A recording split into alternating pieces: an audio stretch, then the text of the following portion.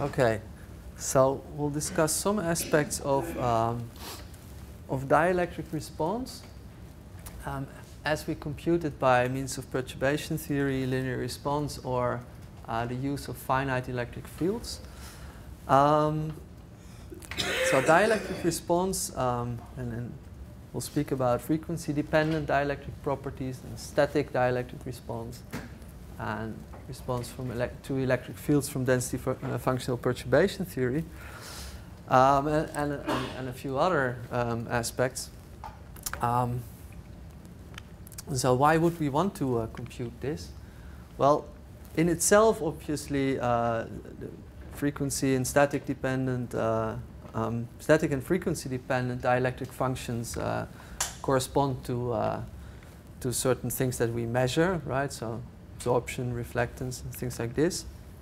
And in the long wavelength limit of the frequency dependent polarizability and dielectric matrices, we have things that determine the optical properties in the regimes that are accessible to optical and electronic probes. So there's a reason in itself to compute these properties for their connection to experiment. But they're also needed in several levels of theory that go beyond, beyond DFT and hybrid functional theory, of which most prominently I'd like to mention GW, of which we'll hear a bit more today. And so like I already alluded to, is that GW is sort of a screened exchange interaction. And the screening that we apply there is not like in hybrid functional theory, a simple quarter or something, but it's going to be material dependent, and it's based on the computation of the frequency dependent microscopic dielectric response, right? So we need these quantities to enter them into these higher level methods. Yeah, and then there's a few other things that are. Well, I won't go into that too much. One thing I would like to mention is that, for instance, and that's another one of these methods, so GW is one. The other one that I would like to mention is the Bethe-Salpeter equation. So where we try to include excitonic effects in predictions of optical properties of materials, and there the dielectric screening of the potential is also needed to include these effects. And so GW and the Bethe-Salpeter equation, there are some examples on these calculations in the hands-on sessions. So what kind of quantities do we calculate? Well, frequency-dependent quantities we calculate the microscopic dielectric matrix, either in the random phase approximation or beyond, including changes in the DFT exchange correlation potential. I'll show you later on what that means. And for the frequency-dependent macroscopic dielectric tensor, we compute imaginary real parts of the dielectric function in or excluding local field effects, either in the RPA or including changes in DFT exchange correlation potential as well. So, and static properties include things like static dielectric tensor, Born effective charges. So Born effective charges are the things, so they're often called dynamical charges as well. So if I move an atom, how much of charge moves with my atom, that is Born effective charge. And that we do in or excluding local field effects. And what local field effects are, I'll mention as well. And this is either done from density functional perturbation theory or from the self-consistent response to a finite electric field, right? And so there's reasons why we have these two methods that essentially yield the same information. Problem is the density functional perturbation theory only works for density functionals, so not for hybrid functionals. And this speed method that allows us to compute the self-consistent response to a finite electric field, that works for hybrid functionals as well, but only for isolating systems, so not for metallic systems. So there's some limits to these different methods. So if we look at dielectric properties, what are we talking about? So in a macroscopic sense, we're talking about this dielectric tensor here, for instance, that connects an externally applied field to the field in a material. That's our dielectric tensor. And in a longitudinal field, which is a field caused by stationary charges, you can formulate this as well, an externally applied potential connected to a total potential in a system, where our total potential is this externally applied potential and the induced potential. And so this is the dielectric tensor. So some terminology around this. Induced potential is generated by an induced charge density. Well, that makes sense in a way, right? And in the linear response regime, which means for sufficiently weak fields, we have a relationship between the externally applied potential and the induced charge density, and that is through the reducible polarizability, and a relationship between the total potential, the total potential and the induced charge through the irreducible polarizability. And then there's a bunch of relationships between them. It's not so important. You don't need to memorize these, but we're going to be using them a lot. So the inverse dielectric tensor is related through this relationship to the reducible polarizability. And this nu here, this is essentially the Coulomb interaction, right? So this polarizability times the Coulomb interaction plus 1 gives us the inverse dielectric tensor. There's a relationship between the irreducible polarizability and the dielectric tensor. And between both these polarizabilities, there's a relationship of this form, which is a Dyson equation, or a Dyson-like equation. Right. So we're going to be toying with these quite a bit. It's a description or macroscopic description. Like we said, we need a connection to microscopic quantities because we don't, in codes like ours, we don't deal with macroscopic quantities, right? We deal with microscopic quantities, and essentially, there are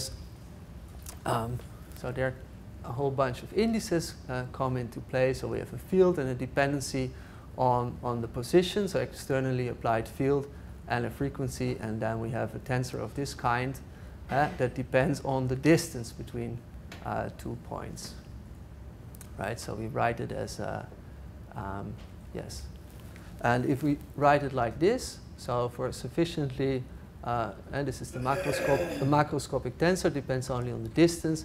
If we have only a difference here and not 2 coordinates, we can Fourier transform this into momentum space using only 1 coordinate and end up with a relationship like this for macroscopic quantities, and a microscopic dielectric function then enters in such a way, right? And in momentum space, that means, so in a macroscopic way, it's only the distance between, so in a macroscopic description, it's only the distance between 2 points that is of importance. If you then go to a microscopic description of your system, it's the actual points where I am in my system that are of consequence. So in a microscopic electric field that is induced by an externally applied field, we have a more complicated a dielectric function where we don't only have the distance between r and r prime, but it depends actually where I am with respect to my atomic nucleus or something like this, these microscopic aspects. And if we Fourier transform this, we have no longer only 1 Fourier component, but 2 positions, so we end up with a function that depends on g and g prime. So and that already gives you some inkling of what is going to be costly, for instance, because this is going to be costly to store, for instance, because it doesn't depend only on 1 coordinate or on 1 Fourier component, but already on 2. So, and both of them obviously are linked in the usual manner by some some matter of averaging, right? So I'm averaging over a certain volume. That's not something that we're going to be using, but yes, that is the link between microscopic and macroscopic worlds.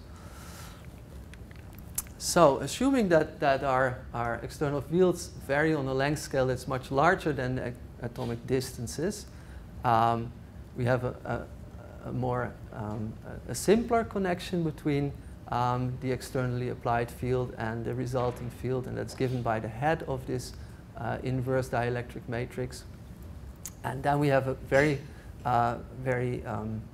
simple connection between a macroscopic dielectric constant and some aspect, some quantity that we in fact can calculate, a microscopic quantity. So and that so for materials that are homogeneous on a microscopic scale, the off-diagonal parts of this matrix are of no consequence, and they're zero. Sorry. So for G is not G prime, they're zero, and then it reduces even to this particular relationship. So being able to compute these microscopic quantities under the assumptions that we have an external field that varies on a length scale that's much larger than atomic distances, and materials that are homogeneous on a microscopic scale, under these assumptions, we have a direct access to a quantity, to a quantity in the macroscopic world. And this is what we call, for instance, so the fact that we assume that the material is homogeneous on a microscopic scale, that is what we call a neglect of local field effects. I'm just sort of throwing this in because you will see this in literature. It's not, I just want to give you a feeling for what these terms, if you encounter them in literature, what these terms mean. Okay, so these functions that we saw before, these microscopic dielectric functions, I've written them out here more explicitly in terms of well, functions and quantities in reciprocal space. So here we see this, which was called the reducible polarizability, which is the change in the density, so the induced density when we change the external potential. So a change in the induced density as a response to a change in the external potential, well, at a certain Fourier component, at a certain frequency of our field. So this is spatial variation of the density. This would be with respect to time, but then transferred into the frequency domain. Same thing for the external potential that we use. This is what I said, this Coulomb kernel. So this represents the Coulomb interaction in reciprocal space. It does look a bit different than what we saw before because it has been symmetrized, so it's symmetric with respect to G and G prime. You're allowed to do this because the spectrum of such an operator is exactly the same. So you're always allowed to either use the Coulomb operator, which would be 1 over G squared, for instance, or 1 over Q plus G squared, or its symmetric counterpart, which is Q plus G times Q plus G prime. Okay, so, and this is the inverse dielectric function. Same thing for the dielectric function, as it depends on the irreducible polarizability, right? So the irreducible one, the response in the induced charge due to a change in the total potential. Well, these are these quantities that we saw before: reducible polarizability, irreducible one, symmetric Coulomb kernel, and the Dyson equation that relates the reducible to the irreducible polarizability. So that looks all, well, it looks horrible, but this is all sort of clean, and we can cast our problem in quantities that we can write down in formulas, but we don't know them, right? So how do we compute P and how do we compute chi? We don't know these quantities. We can't get from our computations, unfortunately. So the only quantity that we can actually easily access in our computations in quantum density functional theory is what is called the irreducible polarizability in the independent particle picture. And that's commonly labeled chi naught or chi Kohn-Sham. And chi naught is, so this is the change, the change in the induced charge density due to a change in the effective potential. So not in the total potential, not in the external potential, but in the effective potential. And what's this effective potential? We've been seeing this Hamiltonian plotted a few times here, where we had a kinetic energy and a local potential. Well, this local potential is often called the effective potential. And okay, well, that we can vary and look at what happens to the density. So this is a quantity that we can actually compute in our calculations, right? So, and Adler and Weiser derived expressions for this, which are completely, well, the only ingredients that go in are things that we actually know from our computations. So if you look here, don't spend too much on trying to understand this equation per se, but just see that what it contains are Bloch functions, so eigenfunctions, solutions of this Kohn-Sham equations that we calculate, and eigenenergies, so things that we calculate. Here we see these are these occupational numbers of our Bloch states. So we see here that only if one of those states is occupied and the other one is unoccupied, it actually contributes. Sums that we here see are over k and over n and n prime, so over two band indices, where one is an occupied band and the other one an unoccupied band. So we have two sums over band indices, but not only over occupied states. So that is one aspect of these computations that now comes along for the first time. In all the other things that we have been looking at, it was always occupied states. Occupied states that give us the density, occupied states that participate in the Fock potential. But now we see we have a quantity that depends on unoccupied states as well. So our computations will become more expensive, not only because we have here a double sum and a sum over k, and we'll need to do this for a number of points q and g prime and frequencies omega. So it's already expensive in itself. So evaluating this scales as n to the power 4 with respect to system size. But not only that, one of these indices runs over unoccupied states, of which there are essentially an infinite number. We'll obviously will not be using an infinite number, but yes, the computational effort will grow. So when we know the irreducible polarizability in the independent particle picture, this chi naught, the other ones, the ones that we need to the reducible and irreducible polarizability that we need to compute our microscopic dielectric function, they are related. They can be computed out of this irreducible polarizability in the independent particle picture. So the one that we compute from our Kohn-Sham functions, and that is written here. So those are Dyson-like equations again. Where we have chi naught, well, we can compute. We see our Coulomb kernel here. We see something that depends on the density functional. So this is fxc. Fxc is the change in our exchange correlation potential with respect to the density. So it's a quantity that we can actually compute. And there are these relationships that hold. And these are the ones that we saw before that give us access to these dielectric functions that we're after. So in the random phase approximation, and that's one thing that we are going to use widely because it's computationally attractive. In the random phase approximation, we say that the irreducible polarizability is simply equal to the irreducible polarizability in the independent particle picture, which essentially means that we set this fxc to 0. And that's the essence of the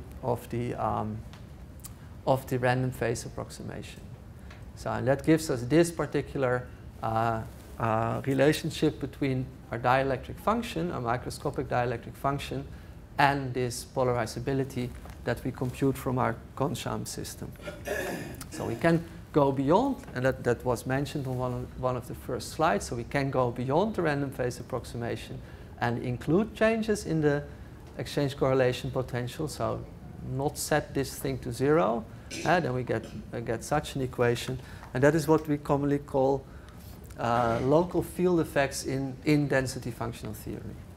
So, and this is local field effects in the random phase approximation. Right.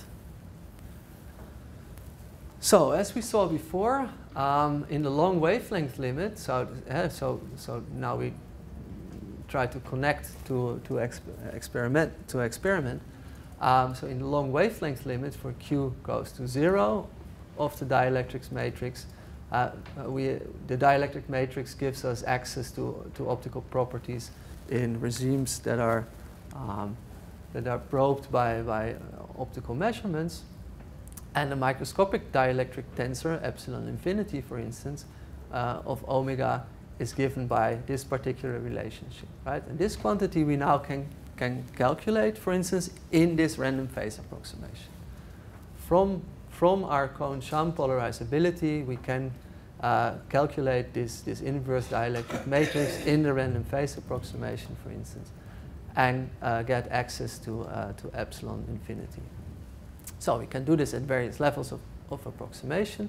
Like I mentioned before, we can stay within the independent particle picture. That is what we saw before. That was this truly trivial relationship. But we can also include local field effects, as I mentioned before, in the random phase approximation, or beyond, adding changes in the DFT exchange correlation potential as well. So these are tags that are related to this. So if you switch on L optics is true, you get this particular quantity written out. If you want to go beyond, you can use algo is chi. That uses a lot of the machinery that will be used for GW as well. So it's quite a bit more expensive, and then you can get a better approximation or a more fancy approximation to your dielectric screening. Right? Okay. So how do we do this? How do we do this in the code for L optics is true? For instance, well, here this is the thing that we want to evaluate. So how do we get this? We compute the imaginary part of this tensor directly from the cell periodic parts of the Cohen-Sham orbitals, and then do a Kramer's Kronig transformation to get at the real part of this particular quantity. So the computational effort in this case lies in computing these functions. So these ones are we can get at easily. Those are our Bloch states, but actually in this Q to go to 0, going to 0 limit, we need the change in these orbitals at k. So we need them at a very small vector, an infinitesimally small vector away from our Bloch vector. So what we actually need to compute is the first order change in the cell periodic part of our Bloch functions, and that we do in perturbation theory. So that is written here. So an orbital, the cell periodic part of a Cohen-Sham function, of a Bloch function, slightly away from k, can be written in this way. So it's a Taylor expansion. So it's the function at k, and then this is the derivative of that function with respect to k times this small change, right? And from perturbation theory, we know expressions for this. These are the changes of our Hamiltonian with respect to k, changes of our overlap matrix with respect to k, all kind of things that we can compute. And then this is a standard first order perturbation theoretical expression where we have sums over occupied and unoccupied states. Well, we can cast it that way at least, that one runs over occupied states and one runs over unoccupied states. And yes, all kinds of things that we can evaluate, but again, the need to be here because such an expansion in perturbation theory essentially runs over all states of your Hamiltonian, of the unperturbed Hamiltonian. So for these kind of things, again, we have to include many more states than we would need before for these ground state calculations. For ground state calculations, you're only interested in occupied states. Here we need to converge our result with respect to the number of unoccupied states that we include in this expansion, right, in this perturbative expression. So does it work? Yes, it does work. So there's a paper describing the way that we have implemented this, and there are some test cases where we compare to APW plus local orbitals. So this is the Wien2K code. If you're interested, so there's examples where we run exactly such a calculation in the hands-on section, and the quantities that you're after, well, I've put in the strings that you can search for in the outcar file, and then there's a list of frequencies, and you'll find the components of the dielectric tensor as a function of frequency directly after. And there's some little scripts that allow you to plot this quickly with GNU-plot. So yes, well, I think this is only a repeat of what we already seen before. Sorry. Yeah, so this is sort of a recap, right? So the quantity that we use, the quantity that we have access to, this irreducible polarizability in the independent particle picture.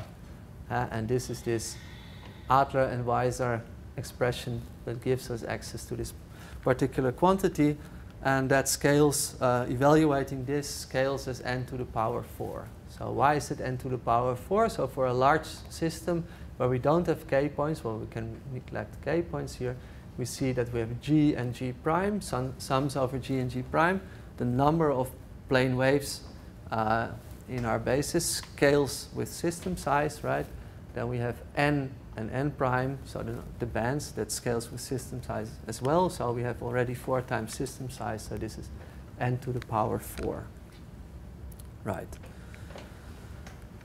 So what does this screening actually mean, right? So we have this in the RPA, so and we saw these it's unfortunate that I didn't put the Dyson equation there cleanly, but what does this RPA give us actually? This random phase approximation that will pop up in GW and other methods later on. So in the random phase approximation, the dielectric screening is given by such an expansion.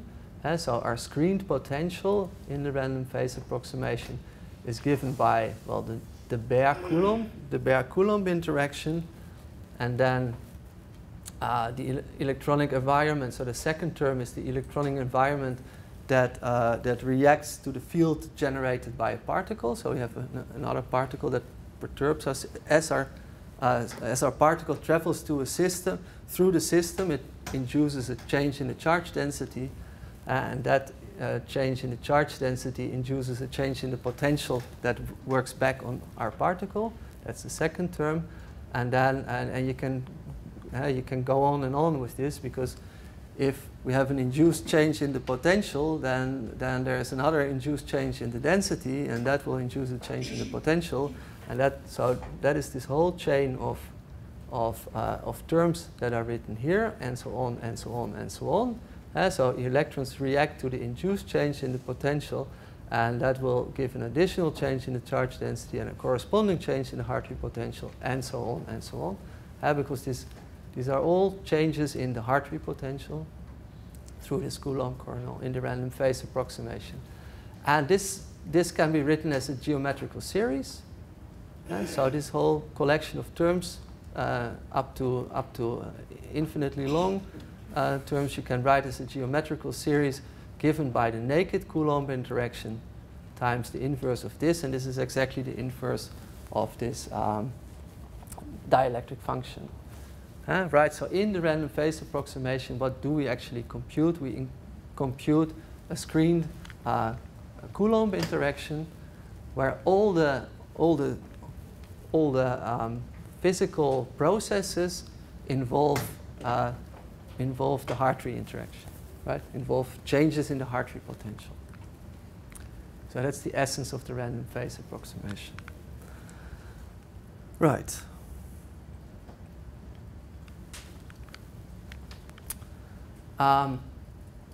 Yes, so you can include that.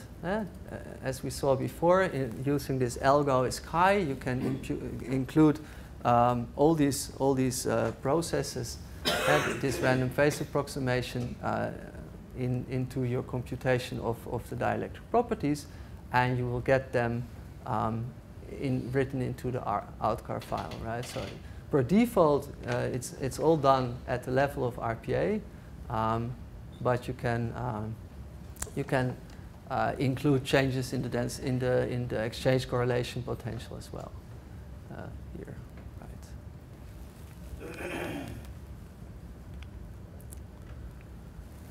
So yes, so there's a few practical points, and that will be of importance to computation of dielectric properties, but it's also of importance to well, very much of importance for GW calculation, where we'll use these dielectric properties.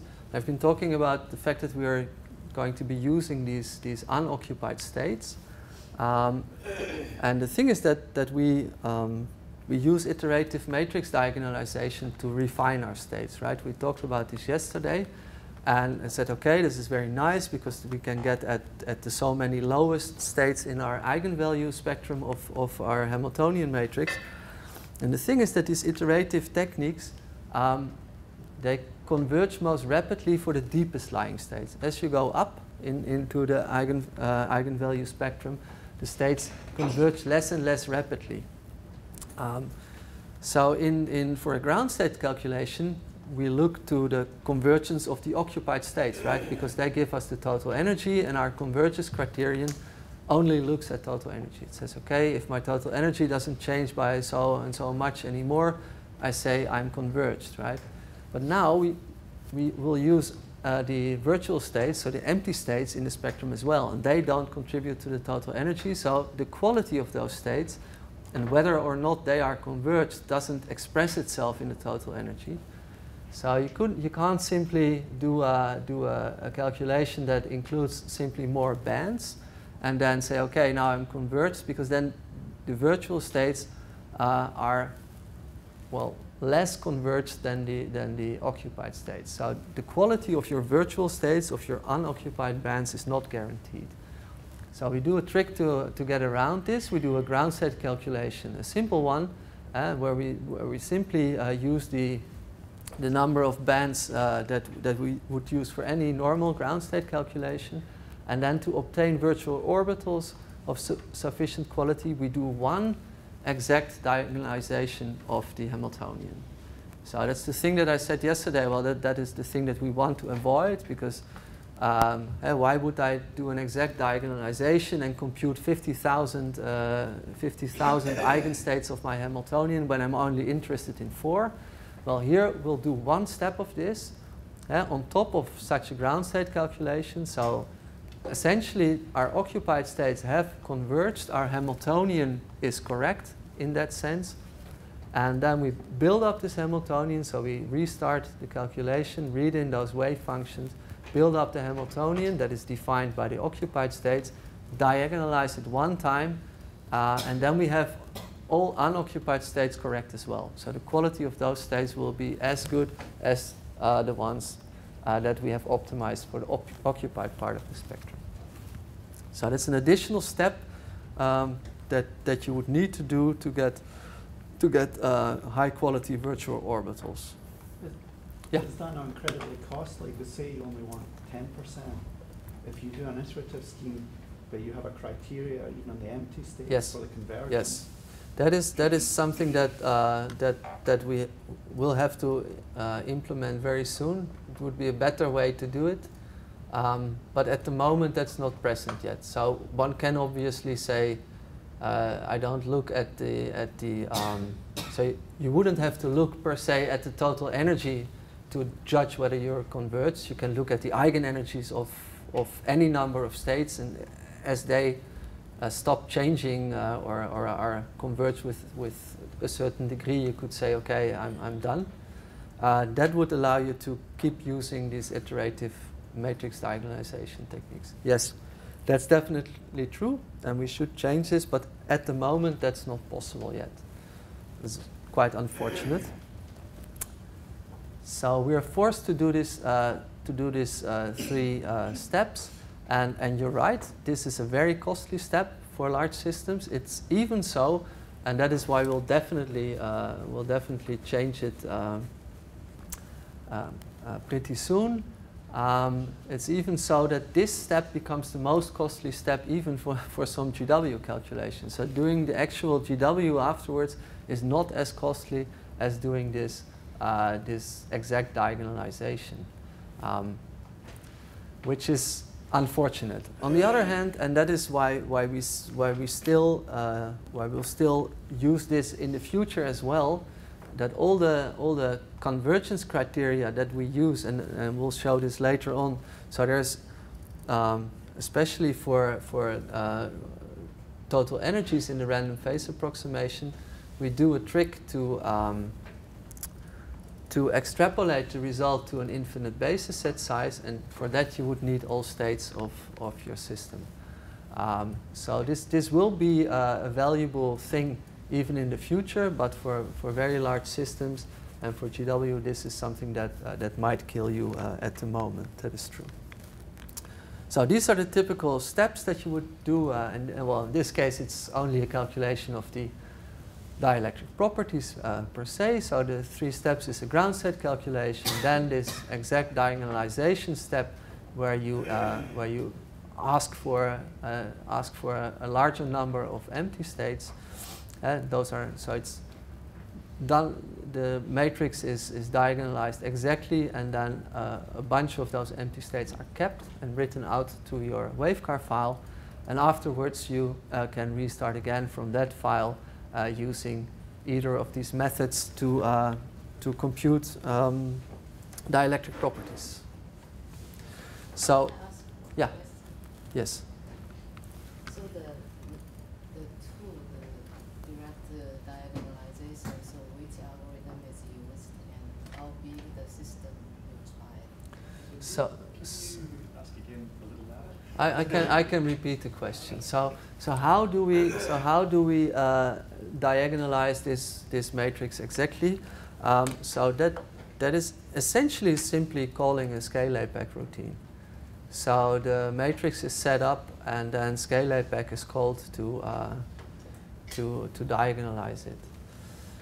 So yeah, so it is distributed, and how large are these matrices? So in many cases they're of the size of 50,000 times 50,000 entries. Yes. So I recently did a calculation on a cell with 256. So a GW calculation on a cell with 256 silicon atoms, and there it was something like 47,000 bands. So the whole spectrum. Depends, it's really, yeah, it's quite sizable, yes. Yeah. So it would pay off to be able to skip this step, yes, definitely. Yeah? So is there a rule of thumb how much larger bands should be set?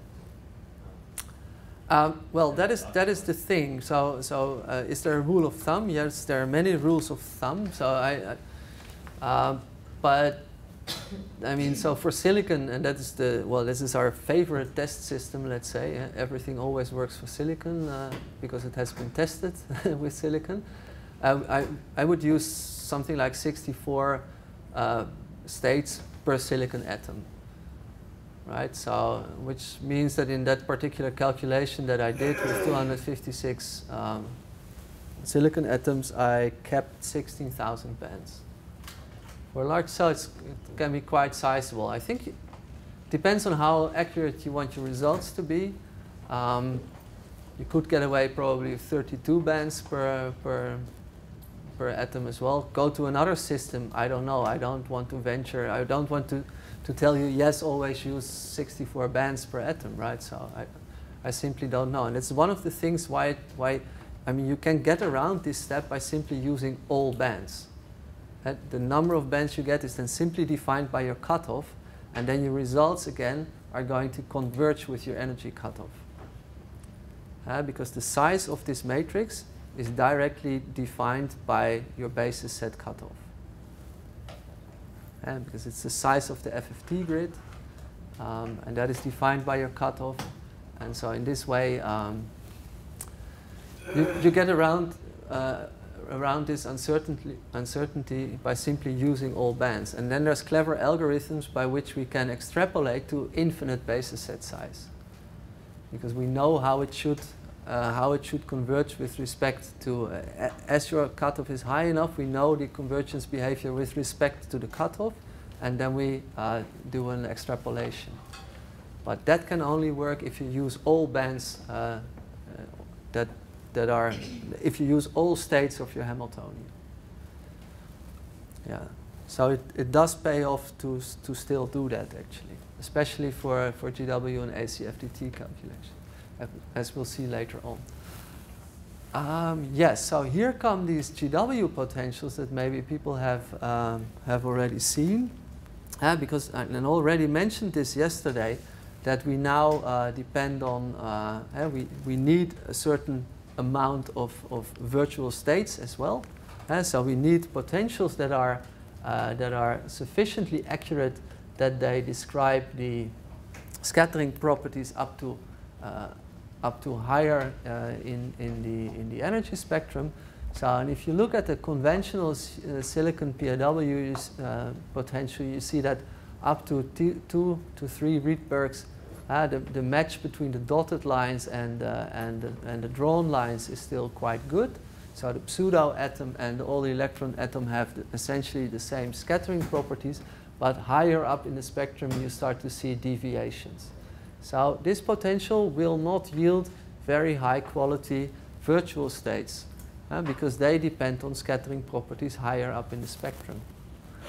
And these GW potentials have been constructed to match the scattering properties up to much higher energies. And that is the essential step, which is why we advise to use these potentials if you go to any of these methods that include sums over virtual states. Yeah. They're good for ground state calculations as well, right? I mean, so it doesn't spoil the properties for ground state calculations. So yes, so let's turn to static dielectric response. In the static dielectric response, there's a few things that we calculate. So that the program can calculate for you the ion-clamped static macroscopic dielectric tensor. So this is this epsilon infinity at omega is 0 at 0 frequency. The Born effective charge tensors that I spoke about. So those are the amount of charge that moves with your atom. So the change in the polarization of your system when you move an atom. Electronic contributions to piezoelectric tensors given here, and we can calculate them either using density functional perturbation theory, using L epsilon is true, or from the self-consistent response of the orbitals to finite electric fields, and that is using this algorithm. So there's examples in the hands-on session that deal with these aspects. Right. So so using density functional perturbation theory, so essentially the thing that we have to compute here is again the derivative of this of the cell periodic part of our Bloch functions with respect to the Bloch wave vector.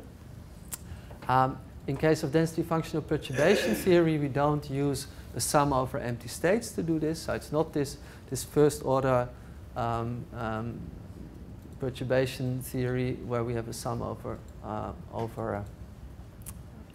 over empty states, but we we solve a linear Sternheimer equation that looks like this. And so the number of states for which we have to do this is of the order of the occupied states, right? So that is nice. That's a nice thing from density functional perturbation theory. So actually, that we solve for this particular quantity, and this particular quantity actually is needed to express our perturbation. So we solve our perturbation is it's a bit of a strange thing in these static electric fields. So this is a static electric field at Q is 0. So that means it's a constant field, right, over our material.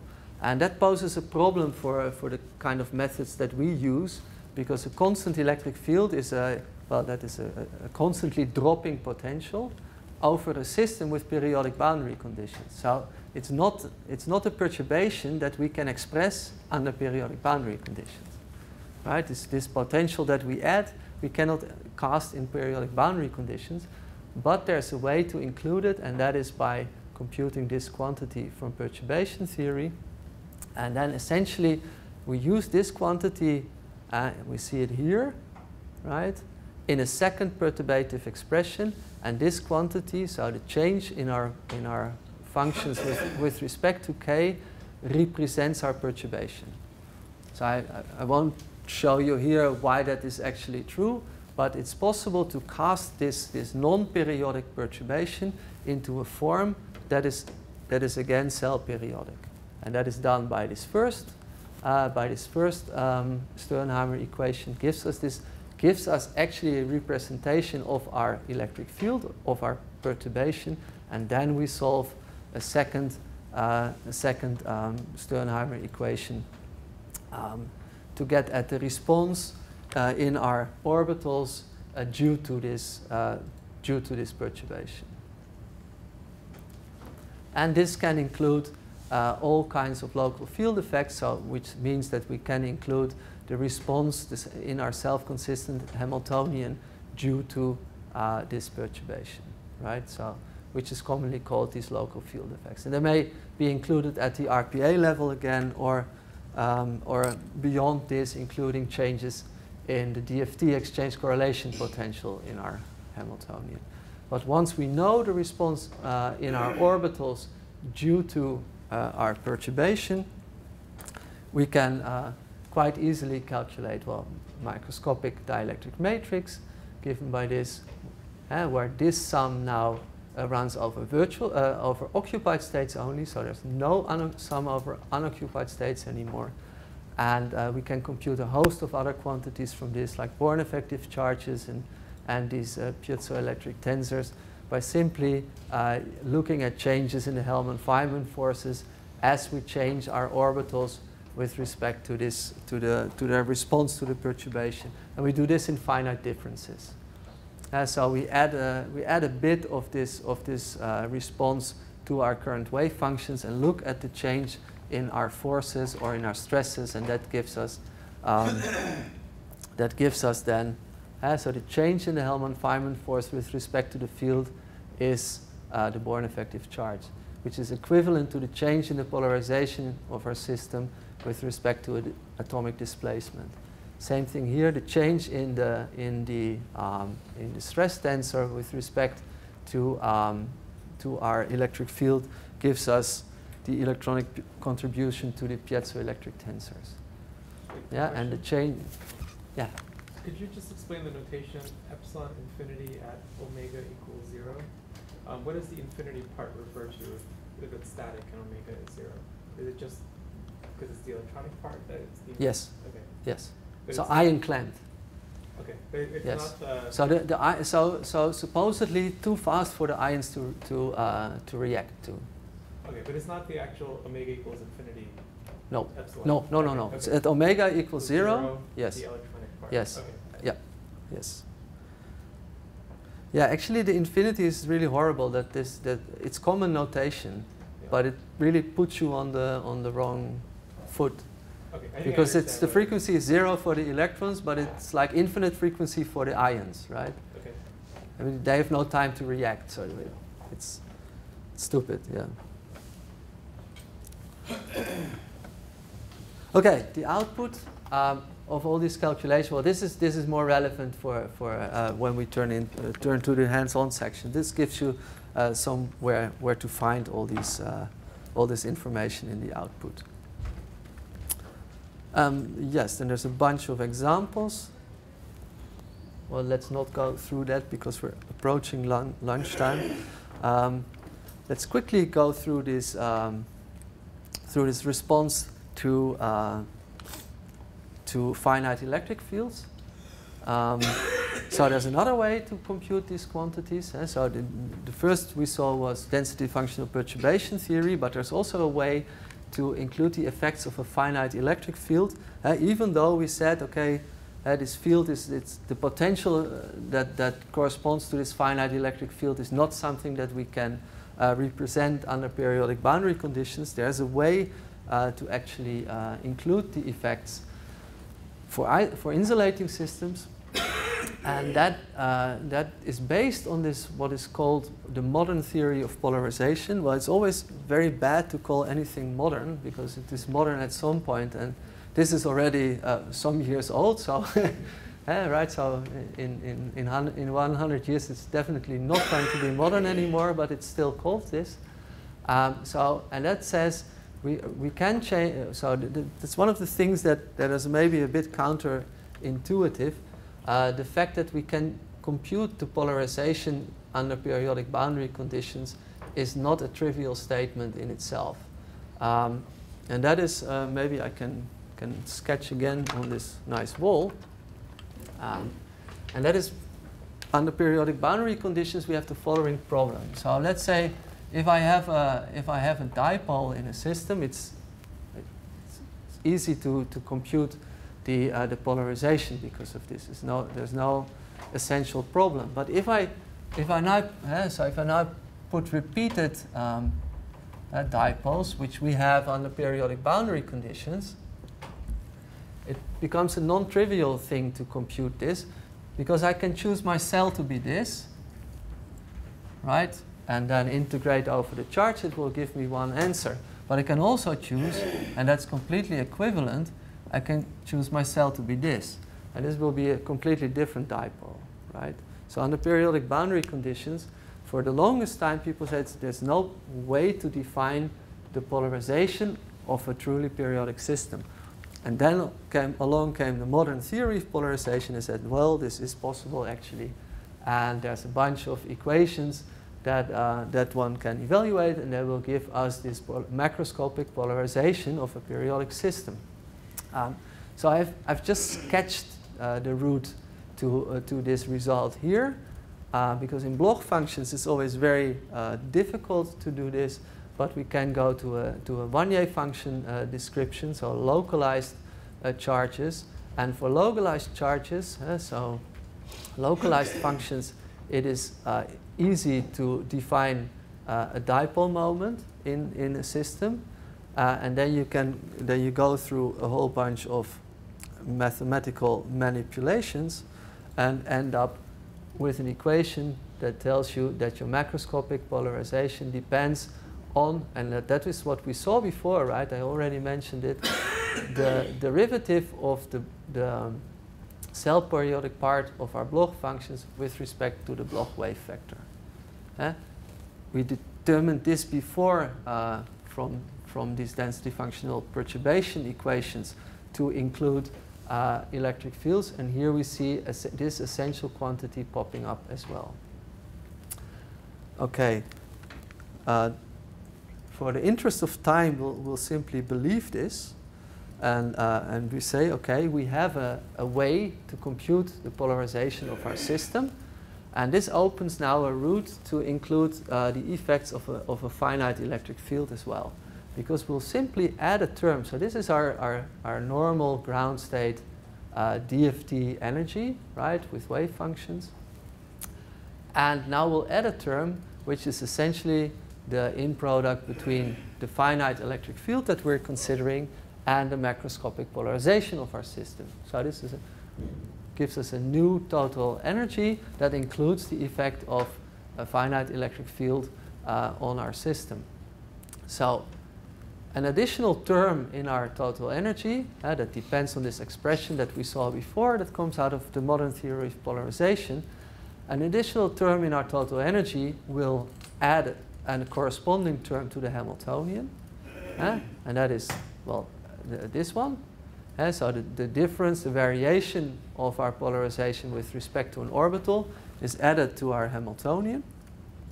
And then we simply do a self-consistent calculation for this particular Hamiltonian and minimize this total energy. So there are some considerations. You cannot make this field too big because at some point you will start to close your gap. So that is sketched on this slide, and that is argued in this particular paper. If you're interested in this, so there's a criterion implemented how strong you can make your field before you close your gap. You must have a gap, so the system must be insulating, but then you can optimize your wave functions with respect to this particular energy functional, and use these solutions to compute the quantities that we have seen before, right? Because we can compute the change in the polarization now with respect to a finite electric field, and we saw that this change in the polarization with respect to the field gives us our static macroscopic dielectric matrix.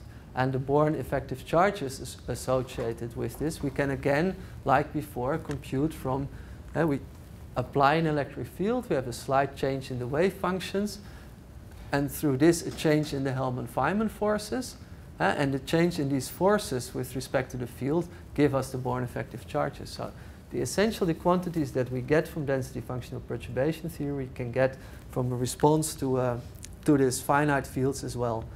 And of course, all local field effects are included in a very natural manner, because we do a self-consistent calculation. You apply a field, and then you do a self-consistent calculation. So all variations, all changes in potentials due to the field are naturally included in this.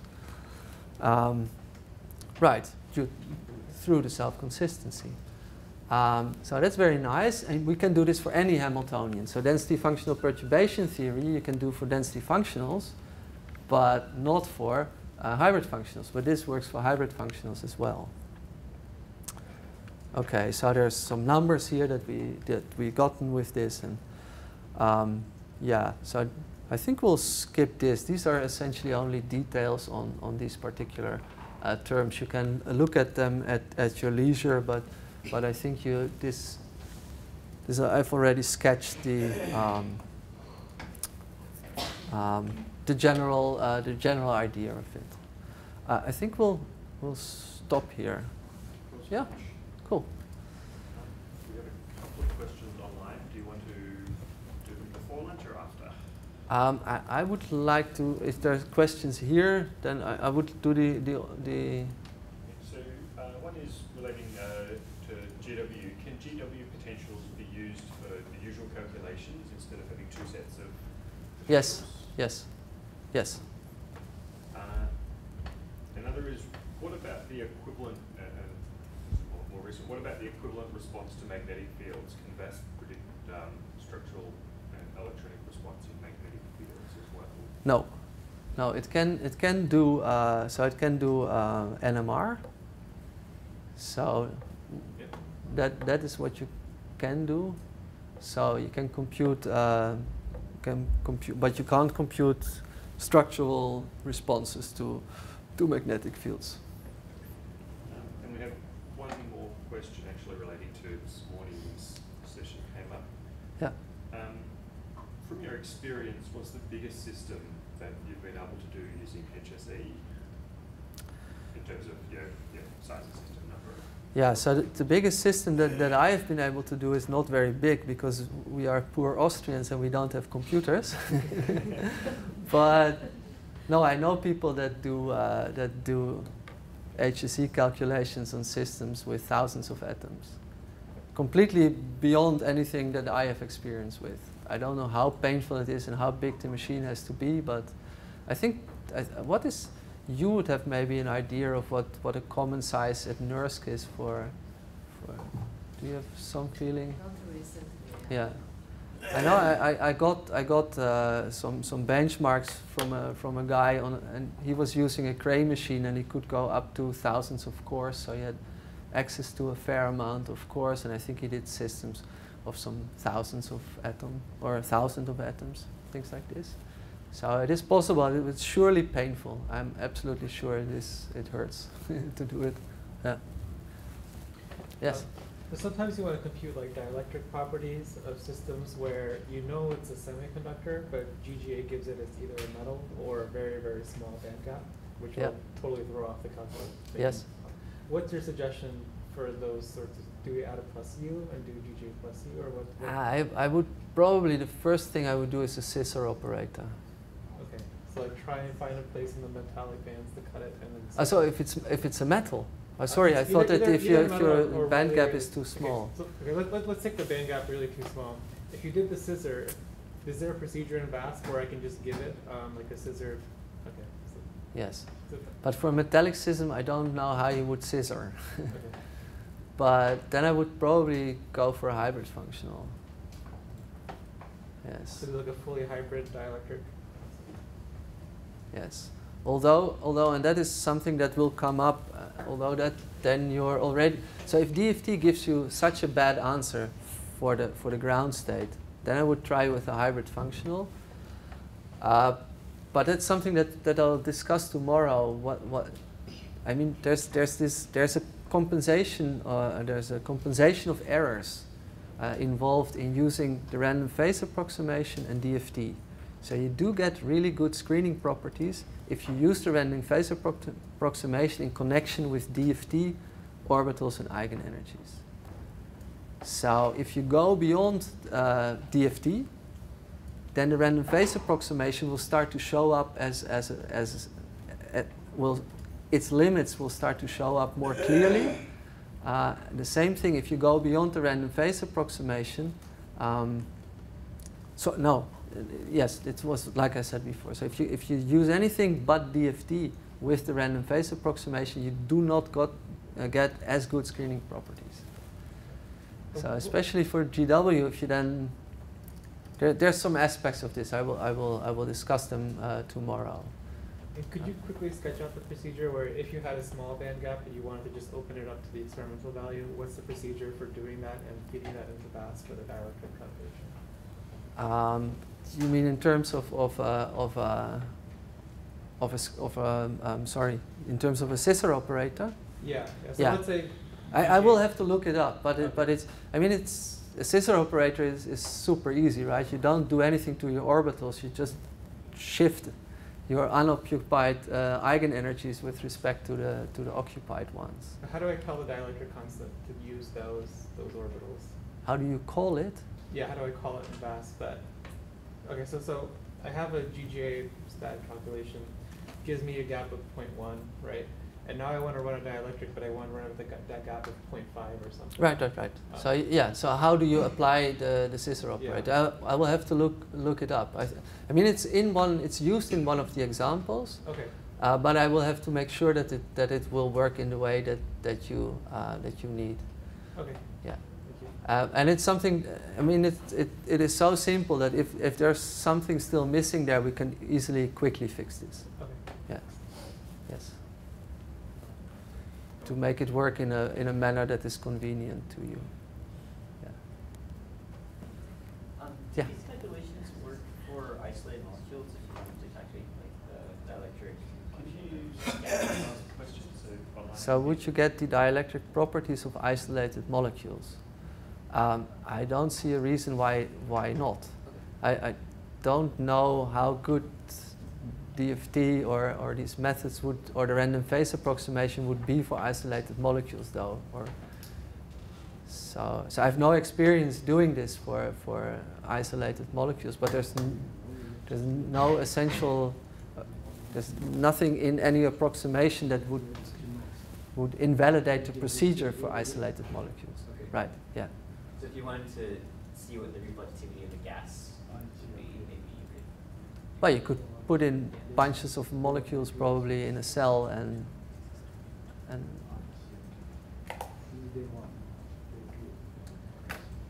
I guess it should work. I've never tried, so it's an interesting question, but I don't see that there's not a from the algorithmic point of view, there's nothing that speaks against it. Okay. Would you have to have all those molecules? Like, would you have to have each molecule in a different cell, or maybe? Yeah. Without a lawyer, I won't answer this question. No, I don't know. Sorry. Yeah. Okay, let's